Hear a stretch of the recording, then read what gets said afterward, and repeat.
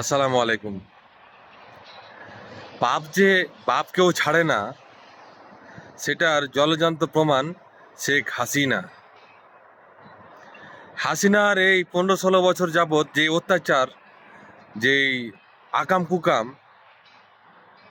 এই আকাম কুকাম থেকে তার বাবাও রেহাই পাইল না। লাস্ট পর্যন্ত মানুষের ক্ষোভ গিয়ে তার বাপের ওপরে পড়েছে, যার কারণ তার মূর্তি যে খাড়ো করে রেখেছিল বাংলাদেশের বিভিন্ন জায়গায়, তাকে ভেঙে শুইয়ে দিয়েছে রাস্তার মধ্যে। হাত এক জায়গায়, মাথা এক জায়গায়, পাঞ্জাবি এক জায়গায়, টুপি এক জায়গায়।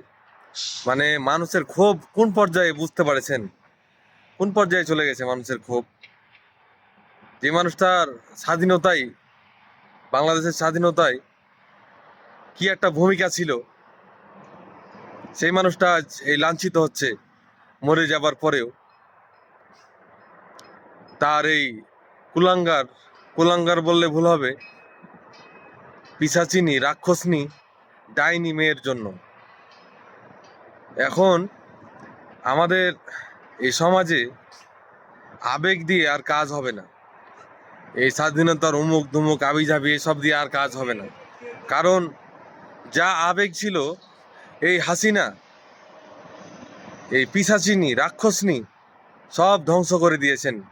তার অত্যাচারের যে নির্মমতা বাংলাদেশের মানুষের উপরে, জনগণের উপরে, কি বলবো? মানুষ নিজের ক্ষোভ ধরে রাখতে পারছে না, নিজেকে কন্ট্রোল করতে পারছে না।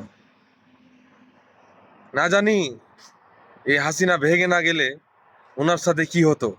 জনগণ ওনাকে মনে হয় না বাঁচিয়ে রাখতো। আজ ভারত থেকে বিবৃতি দিচ্ছেন তার বাবার শোক দিবস পালন করার জন্য আহ্বান করছেন বাংলার মানুষের কাছে।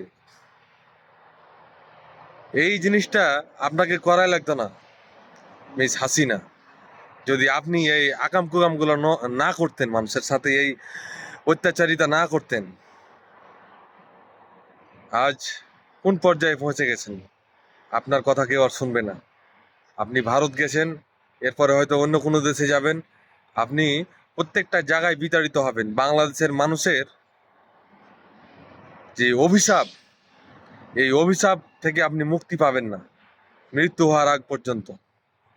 বাংলাদেশের মানুষ আপনাকে আর চায় না, আপনার কথা শুনতে চায় না, আপনাকে ঘৃণা করে। আপনার নাম মুখে আসার আগে থুতু ফেলা লাগে, এতটাই আপনি জঘন্য।